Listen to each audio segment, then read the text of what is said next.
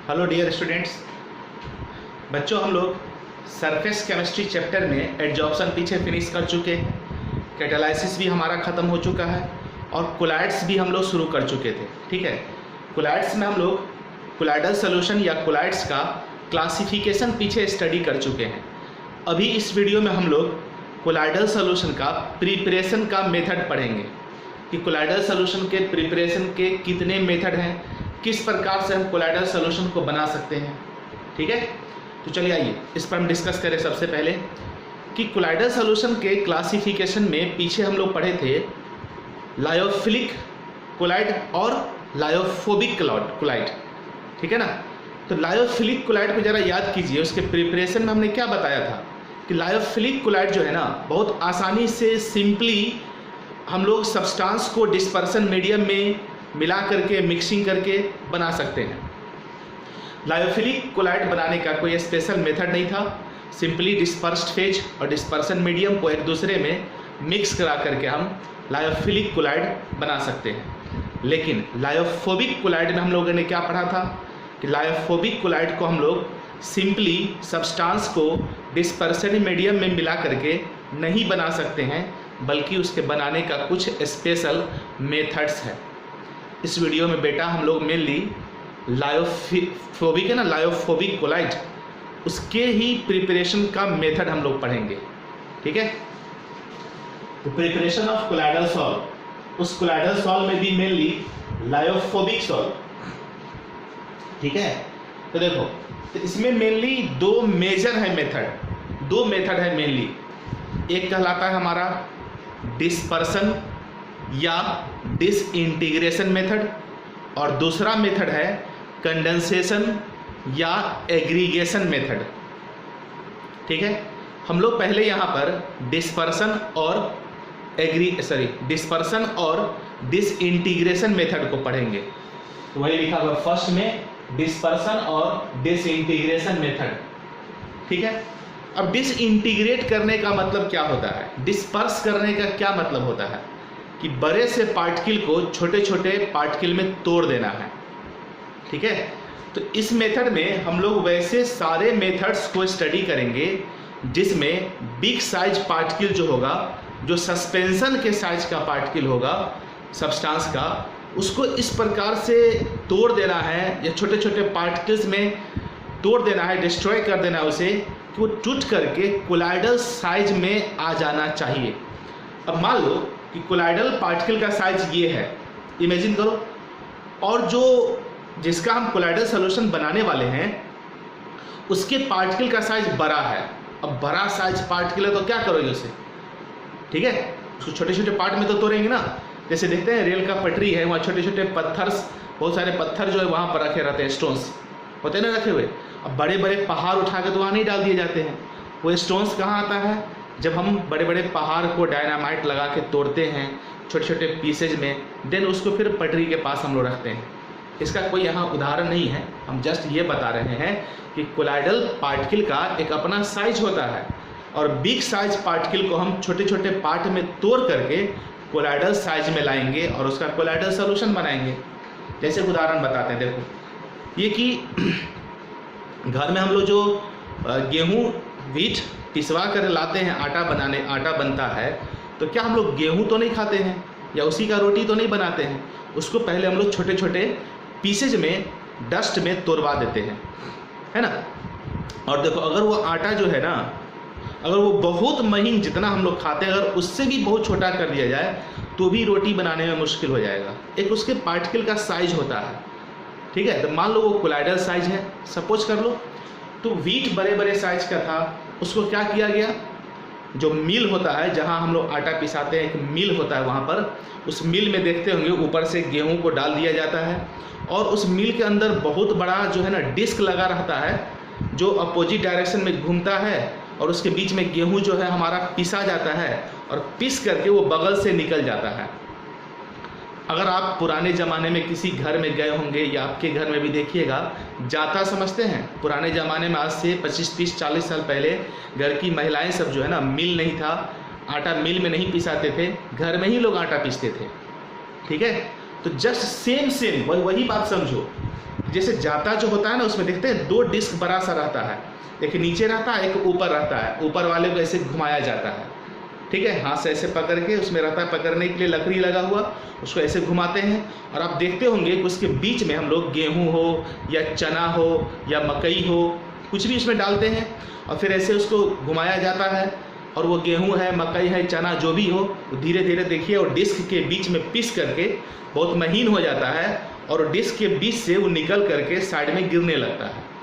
बेटा similar method यहाँ पर हम अभी सीखने वाले हैं, ठीक है। सस्पेंशन जो होगा बड़ा साइज का, उसमें पार्टिकल होता है। सस्पेंशन हम पहले तैयार करेंगे जिसमें सब्सटेंस का पार्टिकल बिग साइज होगा, उसको हम डालेंगे उस मिल में, कोलाइडल मिल में, और वो मिल क्या करेगा, सस्पेंशन के बड़े पार्टिकल को छोटे छोटे पार्टिकल में तोड़ देगा और वो पार्टिकल का साइज कोलाइडल पार्टिकल के साइज के बराबर होता है। चलिए, तो डिसइंटीग्रेशन में हम लोग क्या पढ़ेंगे? डिसइंटीग्रेट का मतलब होता है बिग पार्टिकल को छोटे छोटे भागों में तोड़ना, ठीक है। This method involves the breaking of the bigger particles of 2 colloidal size, ठीक है। डिसइंटीग्रेशन मेथड में क्या होता है, मेनली बिगर पार्टिकल जो होगा वो ब्रेक हो जाता है कोलाइडल साइज के पार्टिकल में। उसका सबसे पहला तरीका है मैकेनिकल डिसइंटीग्रेशन। मैकेनिकल डिसइंटीग्रेशन जो भी हम समझा रहे थे, तो मैकेनिकल डिसइंटीग्रेशन होने के लिए एक मशीन है, मशीन एक सिस्टम होगा, एक एपरेटस होगा, एक मशीन होगा। जैसे है ना वो गेहूं पिसाने के लिए जो मशीन होता है, मिल होता है, उसको हम लोग बोलते हैं कोलाइडल मिल।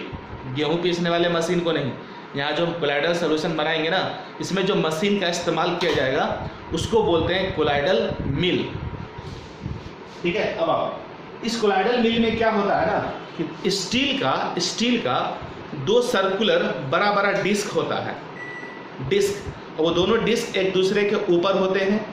उन दोनों डिस्क के बीच में एक छोटा सा गैप होता है, एकदम जाता जो है ना, घर में जाता जो इस्तेमाल करते हैं, उसको इमेज को दिमाग में बैठा लो। इतनी मोटाई की जाता होता है ना, वो एक नीचे वाला पार्ट, एक ऊपर वाला डिस्क। तो जाता में क्या है कि नीचे वाला डिस्क फिक्स्ड होता है, ऊपर वाला केवल घूमता है। इस कोलाइडल मिल में क्या होगा, दोनों घूमेगा अपोजिट डायरेक्शन में और जल्दी पिसा जाएगा। अगर एक ऐसे घूम रहा है डिस्क तो दूसरा उल्टा घूमेगा, समझ में आ रहा है, क्लियर है। तो 2 स्टील का डिस्क होता है जो एक दूसरे पर रखे हुए रहते हैं, दोनों डिस्क के बीच में थोड़ा सा गैप होगा, लिटिल गैप होगा, ठीक है। अरे बात समझ में। और ये डिस्क जो है ना अपोजिट डायरेक्शन में रोटेट करता है बहुत ही हाई स्पीड से। मालूम है कितना? पर मिनट 7000 रिवॉल्यूशन लगभग, यानी 1 मिनट में 7000 बार वो डिस्क अपोजिट डायरेक्शन में घूमता है।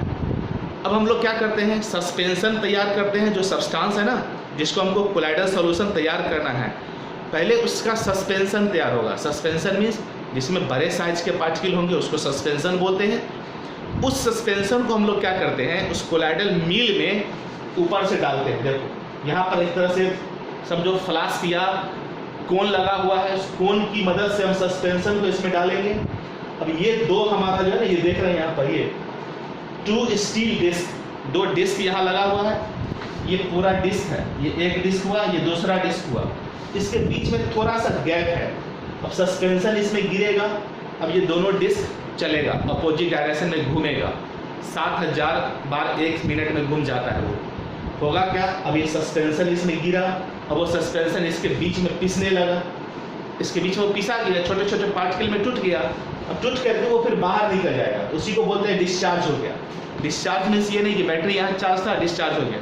डिस्चार्ज का मतलब होता है जो बीच में स्पेस था ना, उससे बाहर निकला, सस्पेंशन डाले, कोलाइडल पार्टिकल में टूट करके वो बाहर डिस्चार्ज हो गया, मतलब बाहर निकल गया। समझ में आ गई यहाँ तक की कहानी? यही चीज इसमें लिखा हुआ है पूरा।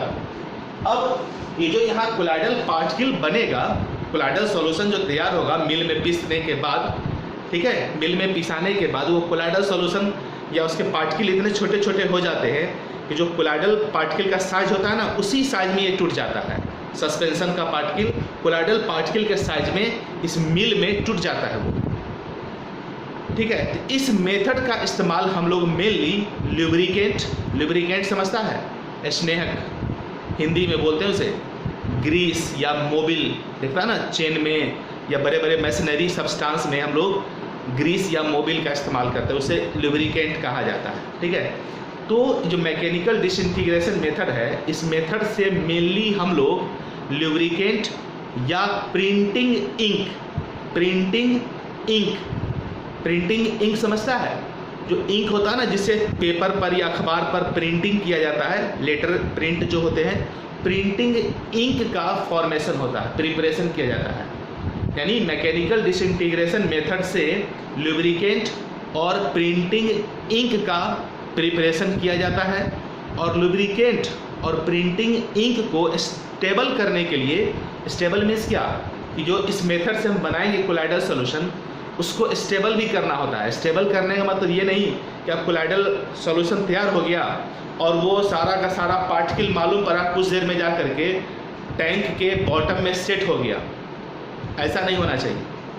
मान लो कि अब कोलाइडल सॉल्यूशन तैयार किए, अब कोलाइडल सॉल्यूशन में जो कोलाइडल पार्टिकल है अगर मान लो नीचे जाकर सेट कर जाता है, बॉटम में बैठ जाएगा, बेकार हो गया, है ना। उसको तो पूरा घुला हुआ रहना चाहिए, डिजॉल्व रहना चाहिए, नीचे बॉटम में सेट नहीं होना चाहिए। तो यही हम कह रहे हैं यहाँ पर कि वो कोलाइडल सॉल्यूशन जो तैयार होगा वो बॉटम में सेट नहीं करे, प्रिसिपिटेट के फॉर्म में नीचे नहीं बैठे, इसके लिए हम उसमें क्या करेंगे मालूम है, कुछ सब्सटेंस को ऐड करा देते हैं। ठीक है, जिसे हम लोग बोलते हैं stabiliser. Stabiliser means not electricity वाला स्टेबिलाइजर। यहाँ स्टेबिलाइजर मतलब हुआ कोलाइडल सॉल्यूशन जो कोगुलेट या प्रिसिपिटेट नहीं हो, इसके लिए हम उस कोलाइडल सॉल्यूशन में कुछ एक्सटर्नल सब्सटेंस ऐड कर देते हैं जो कोलाइडल सॉल्यूशन को स्टेबल कर देता है, उसको प्रिसिपिटेट में कन्वर्ट नहीं होने देगा, नीचे बॉटम में सेट नहीं होने देगा। इसीलिए उसमें हम एक्सटर्नल सब्सटेंस ऐड किए, उस एक्सटर्नल एडेड सब्सटेंस को ही स्टेबिलाइजर कहते हैं। ठीक है, कहानी समझ में आ गई। तो लुब्रिकेंट और इंक के प्रिपरेशन में जो हम स्टेबिलाइजर का इस्तेमाल करते हैं उसका नाम है टैनिन, TANNIN, टैनिन। ठीक है, आई बात समझ में, टैनिन। अभी टैनिन क्या होता है मालूम है, पॉलीहाइड्रोक्सी बेंजोइक एसिड, है ना। लेदर इंडस्ट्री में भी टैनिन का इस्तेमाल किया जाता है हाइड को हार्ड करने में।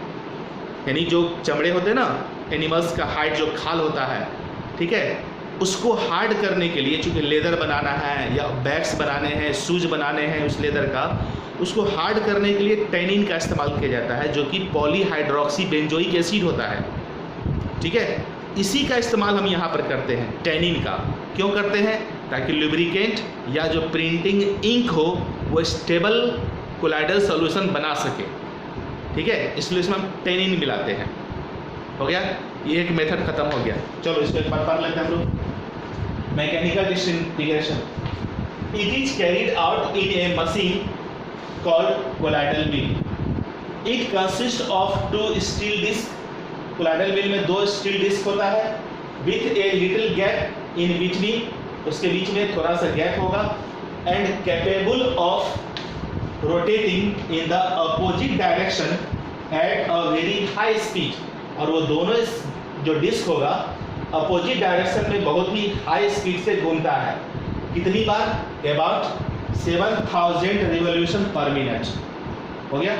ए सस्पेंशन ऑफ सब्सटेंस, यानी जो सब्सटेंस का हमें कोलाइडल सॉल्यूशन बनाना है, पहले उस सब्सटेंस का हमने सस्पेंशन तैयार किया बिग साइज।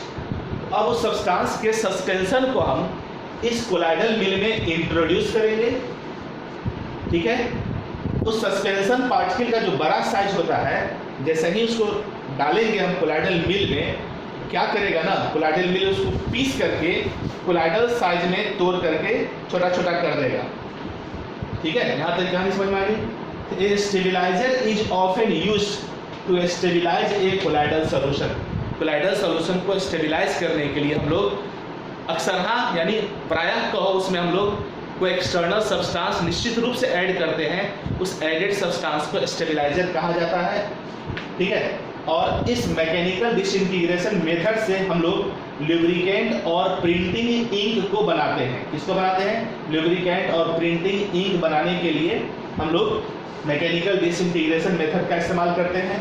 और लुब्रिकेंट और प्रिंटिंग इंक को स्टेबल करने के लिए, स्टेबलाइज करने के लिए हम लोग इसमें टैनिन का इस्तेमाल करते हैं। टैनिन का ये पॉलीहाइड्रोक्सी बेंजोइक एसिड होता है। अब यहाँ देखो ये इमेज है, इसको अच्छे ढंग से बना लेना है। ये दो डिस्क यहाँ दिख रहा है साफ साफ, ऊपर से सस्पेंशन डाला गया है। ये दोनों डिस्क अपोजिट डायरेक्शन में घूमेगा, जिससे वो सस्पेंशन का बड़ा साइज का पार्टिकल इसके बीच में पिस जाएगा और छोटे छोटे पार्टिकल में पिस करके बगल से डिस्चार्ज होकर निकल जाएगा। अब एक चीज याद रखना कि इस मेथड का इस्तेमाल कभी भी नहीं करना है जब डिस्पर्सन मीडियम हमारा कोई ऑर्गेनिक सॉल्वेंट होगा। डिस्पर्सन मीडियम यानी जो मिलाए हैं ना सब्सटेंस को, जिसमें घुलाए हैं, जो डिस्पर्सन मीडियम हम इस्तेमाल करेंगे वो कभी भी ऑर्गेनिक सब्सटेंस नहीं होना चाहिए।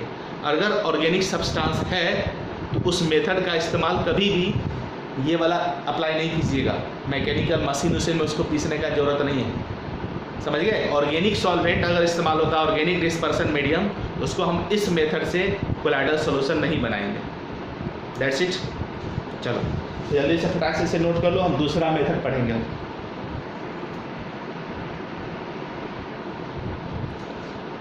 बच्चों जो हम लोग अभी पढ़ाई कर रहे हैं डिसइंटीग्रेशन मेथड यानी लायोफोबिक सॉल्ट का प्रिपरेशन, उसमें हम लोग एक स्टार्ट किए डिसइंटीग्रेशन मेथड। और डिसइंटीग्रेशन मेथड में एक हमने पढ़ा पीछे मैकेनिकल डिसइंटीग्रेशन।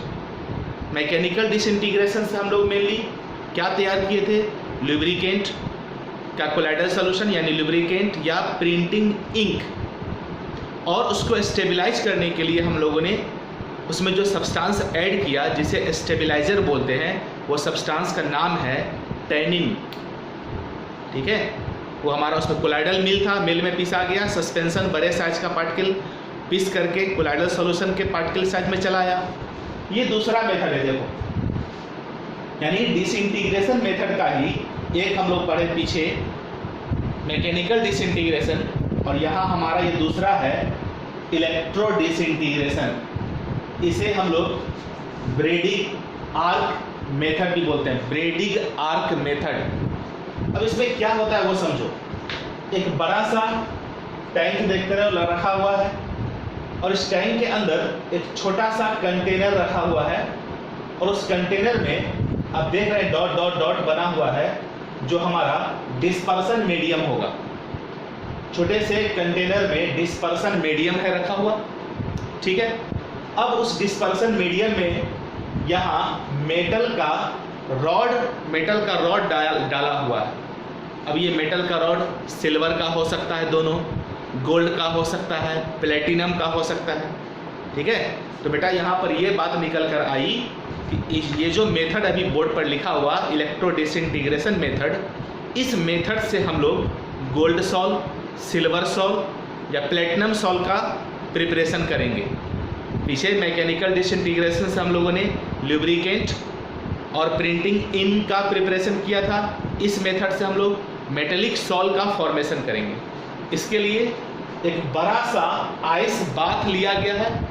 इसमें छोटा छोटा आपको पीस दिख रहा हो, ये सब जो पीस दिख रहा है ना, ये आइस का छोटा छोटा पीस है। और उसी आइस के पीस में एक कंटेनर रखा हुआ है, जिस कंटेनर में डिस्पर्सन मीडियम रखा हुआ है, और उस डिस्पर्सन मीडियम में ही मेटल का रॉड डाला हुआ है। मेटल का रॉड देख रहे हैं आप, वायर से कनेक्ट है, इसको भी वायर से कनेक्ट किया गया, यानी इलेक्ट्रिसिटी इसमें पास कराना है हमें। एक पॉजिटिव होगा, एक नेगेटिव होगा। मेटल इलेक्ट्रोड, ये दोनों मेटल का इलेक्ट्रोड है, ठीक है। सिस्टम समझ में आ गया। बड़ा सा टैंक है जिसमें आइस का पीस रखा हुआ है, उसी बड़े टैंक में कंटेनर एक रखा हुआ है जिसमें डिस्पर्सन मीडियम है, और उस डिस्पर्सन मीडियम में मेटल का रॉड यानी इलेक्ट्रोड डीप है, और वो मेटल का रॉड वायर से इलेक्ट्रिसिटी से कनेक्ट है। यहाँ तक की कहानी समझ में आई। अब करना क्या है वो देखो, इस दोनों रॉड को यहाँ पर सटाना है, यानी डिस्पर्सन मीडियम में जैसे ही दोनों रॉड एक दूसरे से टच में आएगा ना, तो वहाँ इलेक्ट्रिक स्पार्क प्रोड्यूस होगा, जिसे हम लोग इलेक्ट्रिक आर्क बोलते हैं। क्या बोलते हैं? इलेक्ट्रिक आर्क, ठीक है। चूंकि ये मेथड ब्रेडिग साइंटिस्ट का नाम था, उसने इस तरह का मेथड इस्तेमाल किया, इसलिए इस मेथड को हम लोग ब्रेडिंग आर्क मेथड भी बोलते हैं, ब्रेडिंग आर्क मेथड। चूंकि इस मेथड में इलेक्ट्रिसिटी का इस्तेमाल हुआ है इसलिए इसको इलेक्ट्रो डिसइंटीग्रेशन भी बोलते हैं। ये तो कहानी यहाँ तक क्लियर है। अब समझो इसमें हुआ क्या। जैसे ही ये मेटल का रॉड एक दूसरे से टच करेगा डिस्पर्सन मीडियम में, इलेक्ट्रिसिटी चूंकि उसमें पास किया हुआ है, सीधी सी बात है वहाँ तो इंटेंस हीट प्रोड्यूस होगा। जैसे ही दोनों रॉड सटेगा एकदम चरचराहट की आवाज़ के साथ, समझो जैसे नहीं तो बिल्डिंग विल्डिंग करते हैं, जैसे ही एक रॉड दूसरे रॉड में सटता है इलेक्ट्रिसिटी पास होते रहती है, तुरंत वहाँ चरचराहट होती है, देखते हो ना, काफ़ी हीट और रोशनी लाइट भी प्रोड्यूस होता है। इसी तरह का कुछ यहाँ पर भी होता होगा। जैसे ही वो मेटल का रॉड जो डिस्पर्सन मीडियम में डाला हुआ है और वायर से कनेक्ट है, जैसे ही दोनों एक दूसरे के कांटेक्ट में आएगा वहाँ पर इलेक्ट्रिक आर्क प्रोड्यूस होगा, यानी इंटेंस हीट प्रोड्यूस होगा।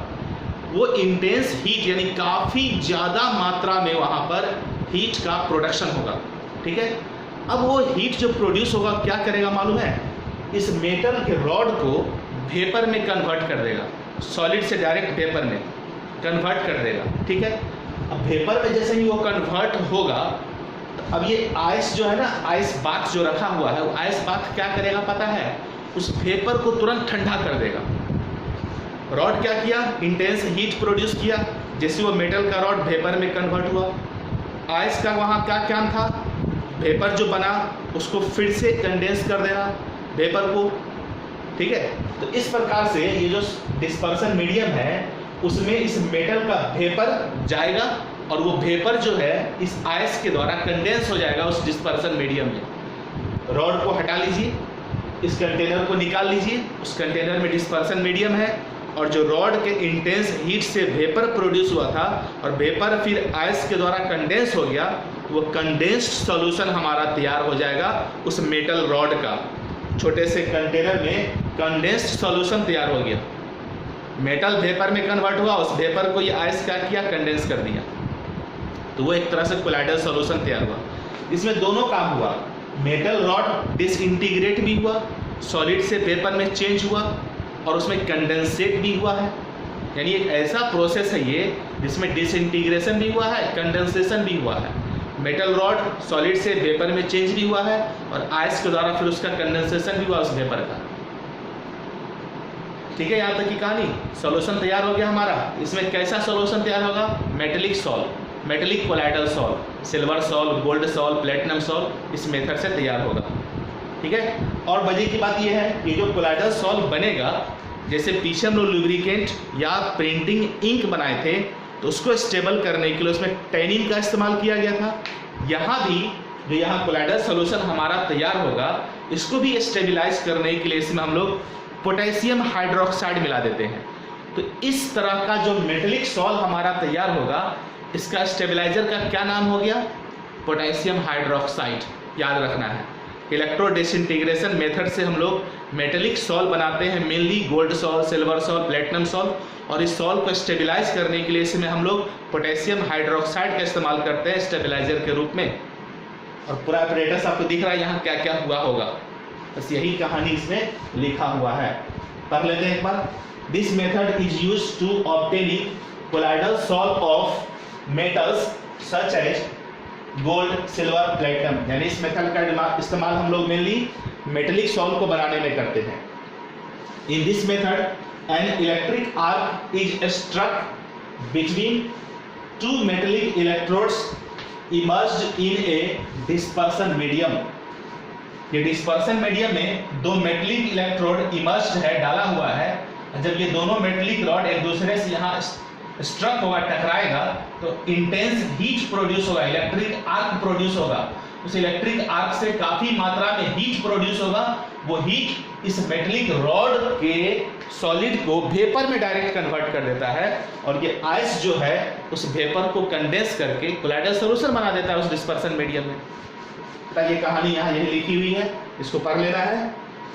The colloidal solution prepared is stabilised by adding a small amount of KOH, a small amount of KOH, याद रखोगे। इलेक्ट्रिक आर्क मेथड जो है ना, ये इलेक्ट्रो डिसइंटीग्रेशन मेथड से जो मेटेलिक सॉल्व हमारा तैयार होगा उसको स्टेबलाइज करने के लिए हम लोग पोटेशियम हाइड्रोक्साइड का इस्तेमाल करते हैं। और एक मजे की बात और कि इस मेथड में दोनों काम हुआ है, मेटल का रॉड का डिसइंटीग्रेशन भी हुआ है, पहले वेपर में चेंज भी हुआ और फिर आयस के द्वारा उसका कंडेंसेशन भी हुआ, तो dispersion as well as condensation. तो फटाक से नोट कर लो, ये दूसरा मेथड है। तो हम लोग नेक्स्ट मेथड की तरफ बढ़ेंगे।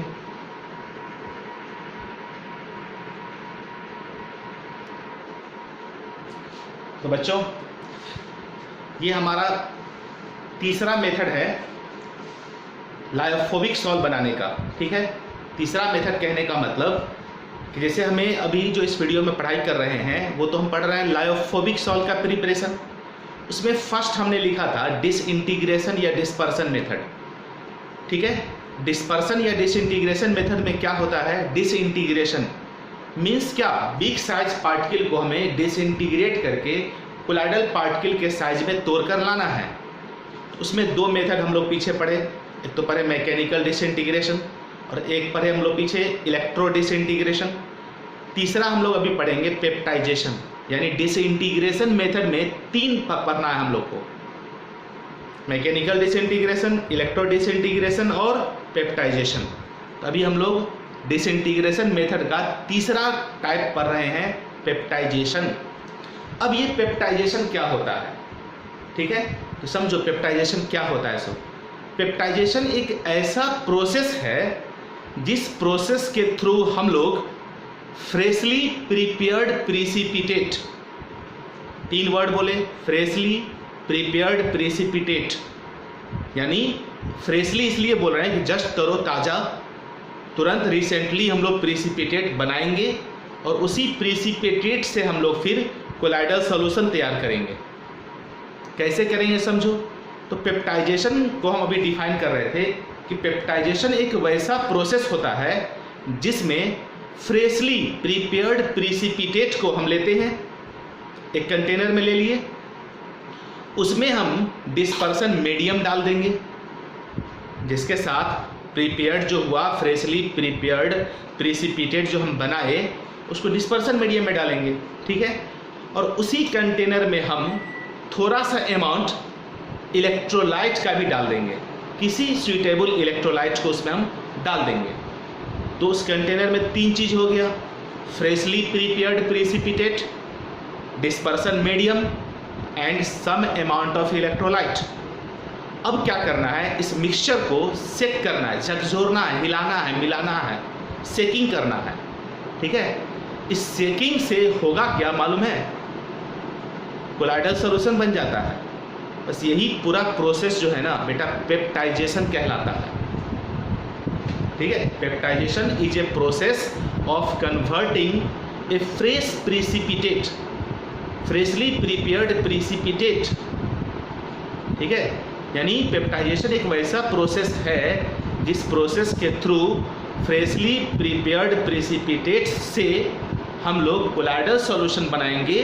इस फ्रेशली प्रिपेयर्ड प्रिसिपिटेट को डिस्पर्सन मीडियम में मिला करके थोड़ा अमाउंट इलेक्ट्रोलाइट मिला करके शेक करेंगे, जब उसे वो कोलाइडल सॉल्यूशन में कन्वर्ट हो जाता है, वो प्रिसिपिटेट कोलाइडल सॉल्यूशन बना लेता है। इसी प्रोसेस को बोलना है पेप्टाइजेशन, ठीक है। और इस प्रोसेस में जो हमने थोड़ा अमाउंट इलेक्ट्रोलाइट का ऐड किया, उस इलेक्ट्रोलाइट को पेप्टाइजिंग एजेंट कहा जाता है। पेप्टाइजिंग एजेंट उस इलेक्ट्रोलाइट को कहते हैं जिसको वहाँ ऐड किया गया है, ठीक है।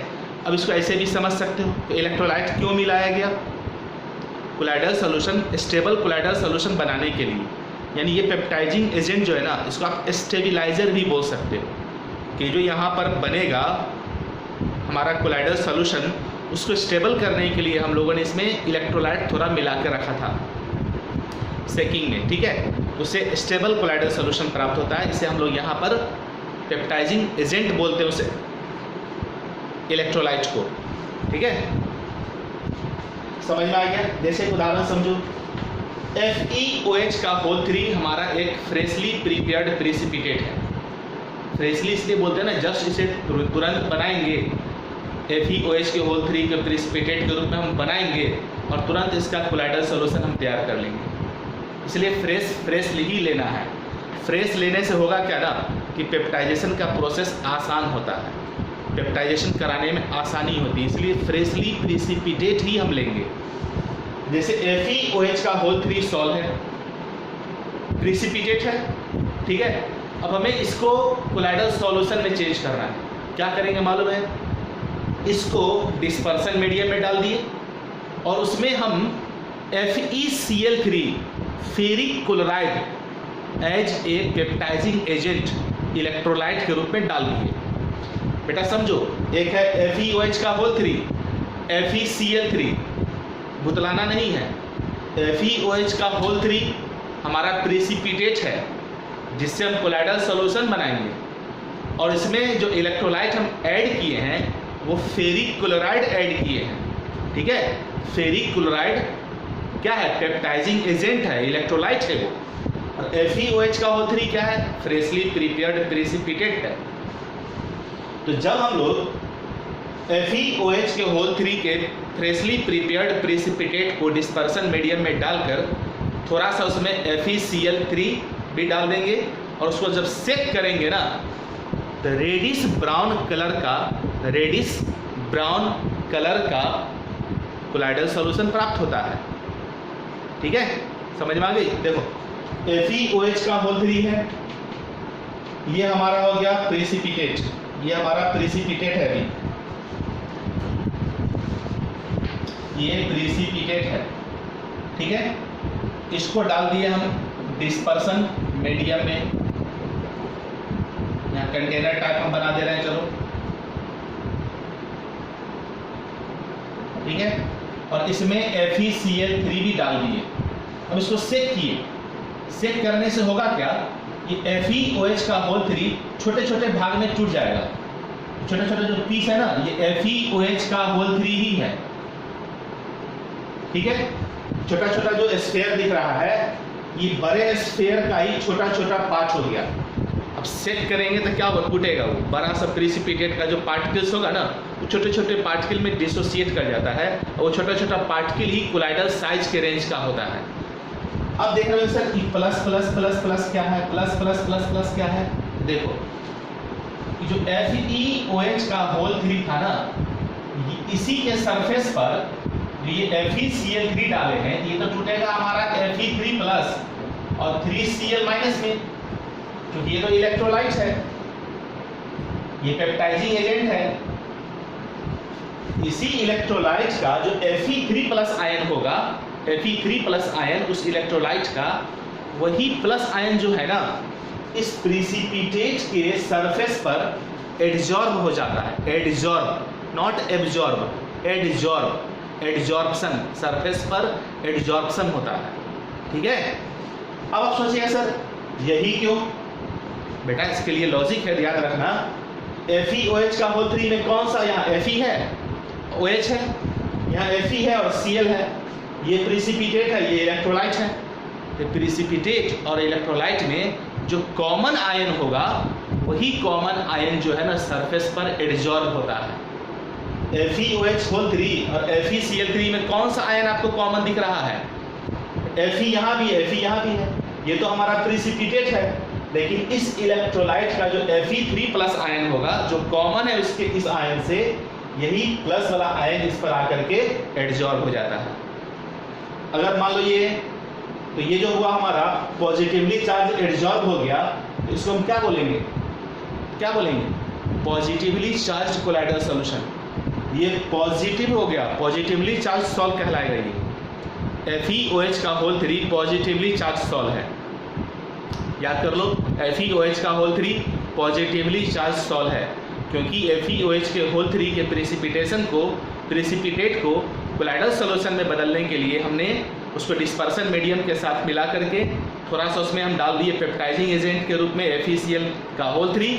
तो वो बड़े बड़े जो प्रेसिपिटेट के पार्टिकल्स थे, सेकिंग होकर के छोटे छोटे पार्टिकल्स में टूट गए, और उस पार्टिकल के सरफेस पर जो इलेक्ट्रोलाइट हमने ऐड किया था, उसका कॉमन आयन आकर उस पर एडजॉर्ब हो जाता है और वो फिर स्टेबल हो जाता है, ठीक है। अब ये नहीं टूटेगा, और ज़्यादा छोटे छोटे पार्ट में नहीं टूटेगा, बस एक कोलाइडल रेंज में आकर के वो सेट हो जाएगा, छोटे छोटे पार्टिकल्स में टूटे हुए रहेंगे, उसके सरफेस पर प्लस चार्ज आपका रहेगा, ठीक है। ये चीज यहाँ लिखा हुआ है, इसको यहाँ बना के भी समझा दिए हम। अब पेप्टाइजेशन का कारण क्या है, क्यों पेप्टाइजेशन होता है, ठीक है। इसके पीछे ये कारण दिया गया कि ये जो देखो कि पेप्टाइजेशन के दरमियान जो प्रिसिपिटेट है वो क्या करता है, एक पार्टिकुलर आयन को अपने सरफेस पर एब्जॉर्ब कर लेगा। बड़ा प्रिसिपिटेट का जो साइज है, बिग साइज प्रिसिपिटेट मॉलिक्यूल या बिग साइज पार्टिकल, ठीक है, क्या करेगा, कॉमन आयन को अपने सरफेस पर एब्जॉर्ब कर लेगा। अब ऐसा प्रिसिपिटेट का जो पार्टिकल होगा वो तो लाखों करोड़ों में होगा। हमने यहाँ पर एक दर्शाए हैं, थोड़े ना इतने बड़े कंटेनर में एक ही प्रिसिपिटेट का पार्टिकल होगा, बहुत सारे पार्टिकल्स होंगे। अब उन पार्टिकल्स पर Fe+ आयन आके एब्जॉर्ब हो गया। अब एब्जॉर्प्शन से होगा क्या, जब शेकिंग करेंगे उसे हम, तो वहाँ इलेक्ट्रोस्टैटिक रिपल्सन होगा, क्योंकि सभी पार्टिकल पर तो प्लस चार्ज ही होगा। जो हमारा प्रेसिपिटेट का पार्टिकल्स है उस सब पर तो सेम चार्ज आएगा। इस इलेक्ट्रोलाइट का Fe3+ आयन सभी प्रेसिपिटेट के पार्टिकल पर आकर एब्जॉर्ब हो गया। अब उसमें होगा इलेक्ट्रोस्टैटिक रिपल्सन, और उसी दरमियान उसको हम सेक करेंगे, तो उसी इलेक्ट्रोस्टैटिक रिपल्सन की वजह से ही वो छोटे छोटे पीसेज में टूट जाते हैं। पढ़ो, during peptisation the precipitate absorb one of the ion of the electrolyte. Peptization के दरमियान जो प्रेसिपिटेट होता है वो इलेक्ट्रोलाइट के किसी एक आयन को अपने सरफेस पर एब्जॉर्ब कर लेता है, ठीक है। The absorbed ion is generally common with those of precipitate. जो एब्जॉर्ब आयन होगा वो प्रेसिपिटेट के आयन से कॉमन होगा, यानी प्रेसिपिटेट में जो Fe है, Fe यहाँ पर आके एब्जॉर्ब हुआ, कॉमन आयन हो गया। This cause the development of positive or negative charge on the precipitate। यहाँ देखो, इस एग्जांपल में तो केवल पॉजिटिव चार्ज है, लेकिन चूंकि हम कॉमनली पढ़ा रहे हैं तो पॉजिटिव और नेगेटिव दोनों लिखे। इस एग्जांपल में क्या हुआ, पॉजिटिव चार्ज एब्जॉर्ब हुआ है। जरूरी नहीं ना पॉजिटिव है हमेशा एब्जॉर्ब होगा। अगर मान लो कुछ ऐसा यहाँ पर रहता प्रेसिपिटेट जो कि इस नेगेटिव आयन को एब्जॉर्ब कर लेता, मान लो, तो नेगेटिव चार्ज सॉल्व कहलाता। इसलिए हमने यहाँ पॉजिटिव नेगेटिव दोनों मेंशन किया है। जो प्रेसिपिटेट होगा या तो पॉजिटिव आयन एब्जॉर्ब करेगा या नेगेटिव आयन एब्जॉर्ब करेगा। ये एक उदाहरण है केवल FeOH का होल 3 जो पॉजिटिव आयन को एब्जॉर्ब कर रहा है। ऐसा ढेरों एग्जाम्पल हो सकता है जिसमें नेगेटिव आयन भी एब्जॉर्ब होता होगा, ठीक है ना, समझ गए बात को। तो यहीं पर बता रहे हैं, this cause the development of positive charge, positive समझा रहे इसलिए पॉजिटिव केवल बोल रहे हैं, positive charge on the precipitate which ultimately breaks into particles of colloidal size due to electrostatic repulsion। समझे कि ड्यूरिंग, फिर से एक बार पढ़ देते हैं, during peptisation the precipitate absorb one of the ion of electrolyte on its surface. The absorbed ion is generally common with those of precipitate. This cause the development of positive charge on the precipitate which ultimately breaks into particles of colloidal size due to electrostatic repulsion। ठीक है, यहाँ तक की कहानी समझ में आ गई, इसमें पढ़ लीजिएगा, समझ में आ जाएगा। freshly prepared precipitate are preferred as they are easily peptized। एक लाइन नीचे फिर लिख दिए कि क्यों हम लोग फ्रेशली प्रिपेयर्ड ही प्रेसिपिटेट लेंगे। बहुत देर पहले का बना हुआ प्रेसिपिटेट क्यों नहीं लेंगे, तुरंत बना हुआ क्यों लेंगे, इसलिए लेंगे कि फ्रेशली प्रिपेयर्ड जो प्रेसिपिटेट होगा ना वो इजीली पेप्टाइज्ड हो जाएगा, आसानी से वो पेप्टाइजेशन प्रोसेस शो कर देता है, ठीक है। इसलिए कोई दिक्कत है यहाँ तक की कहानी, फटाक से जल्दी से नोट कर लो। ये भी हमारा कोलाइडल सोल्यूशन बनाने का एक मेथड हो गया पेप्टाइजेशन। तो प्रेसिपिटेट से हमने बनाया कोलाइडल सोल्यूशन, इसको बोले पेप्टाइजेशन। इसमें इस्तेमाल क्या हुआ, प्रेसिपिटेट, फ्रेशली प्रिपेयर्ड प्रेसिपिटेट, उसको कन्वर्ट करना है कोलाइडल सोल्यूशन में। फ्रेशली प्रिपेयर्ड प्रेसिपिटेट के पार्टिकल का साइज बड़ा होता है, उसको हमको छोटे साइज में तोड़ना है, तो डिसइंटीग्रेट किए। तो डिसइंटीग्रेशन जो हम लिखे थे थोड़ी देर पहले कि लायोफोबिक सॉल्व बनाने का पहला मेथड था डिसइंटीग्रेशन या डिस्पर्सन मेथड। डिस्पर्सन में ही 3 पढ़े हैं, मैकेनिकल, उसमें भी सस्पेंशन को छोटे छोटे पार्टिकल में तोड़े थे, इलेक्ट्रो डिसइंटीग्रेशन और पेप्टाइजेशन। पेप्टाइजेशन में भी बिग साइज प्रिसिपिटेट के पार्टिकल को हम सेकिंग करा करके छोटे छोटे पार्टिकल में तोड़ दिए हैं। बिग साइज छोटे छोटा में टूट गया, डिसइंटीग्रेशन हुआ कि नहीं हुआ? इसमें क्या टूटा? प्रिसिपिटेट, फ्रेशली प्रिपेयर्ड प्रिसिपिटेट का जो बिग साइज पार्टिकल था उसमें डिस्पर्सन मीडियम डाल करके थोड़ा मात्रा में इलेक्ट्रोलाइट डाल के सेकिंग जब किया गया तो बिग साइज प्रिसिपिटेट सेकिंग की वजह से इलेक्ट्रोस्टैटिक रिपल्सन के कारण छोटे छोटे पार्ट्स में कोलाइडल साइज के पार्टिकल में ब्रेक कर जाता है, टूट जाता है। ठीक है, चलो थोड़ी जल्दी से नोट कर लो फटाफट 1 मिनट में।